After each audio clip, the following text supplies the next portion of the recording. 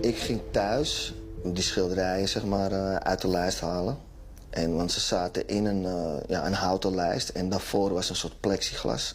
Waardoor je niet dat iemand in het museum zeg maar, een mes of zo eroverheen kon halen. Nou, dat haalde ik heel rustig uit elkaar. En toen bleef er een klein stukje verf bleef er liggen in die lijst, zeg maar. En dat is precies dat hoekje. En dat moet stuk zijn gegaan door de klap, weet je. Dat ik op de grond viel, zeg maar. Waar heb je dat stukje afgebladerde verf gelaten? Daar heb ik mijn eigen suf over zitten denken de laatste paar maanden. Maar ik weet het echt niet meer. Ik heb het weggegooid als... ik heb het volgens mij door de wc gespoeld.